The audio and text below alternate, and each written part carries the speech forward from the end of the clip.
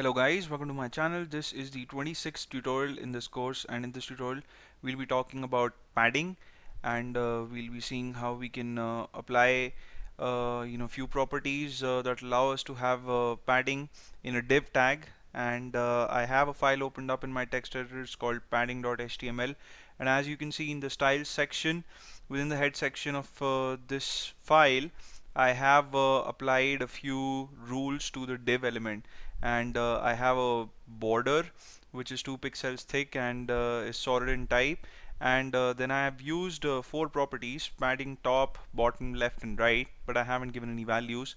And then I've used a property called float, and I've given the value left to it. So first of all, what this thing does is float left compresses the paragraph, whatever text or whatever you're going to have within your div element, to the left of the page. So in this particular file I just have some text.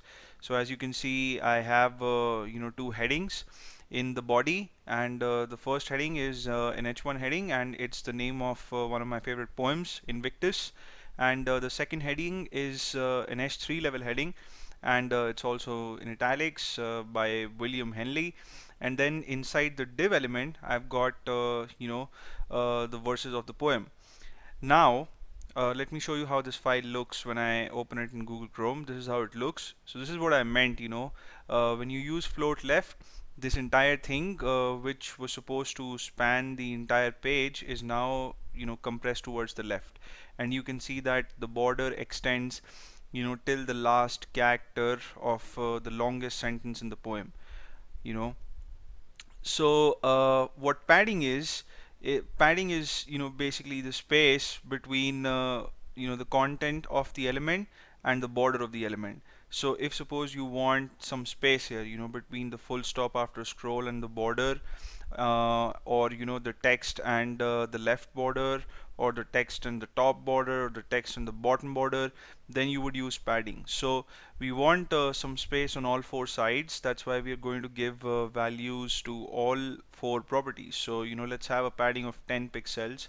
I'm just going to put 10 pixels here, and then copy this text, and for each of these I'm just going to paste the value. I'll save the file, I'll go back to the browser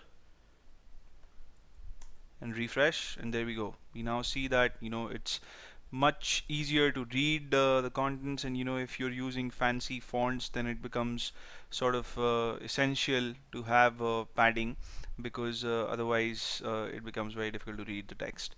So that's it for this tutorial. I'm going to see you in the next video, in which we'll continue exploring CSS properties. I hope you guys had fun watching this one, and you may subscribe to my channel if you haven't already. I'll see you soon. Till then, take care.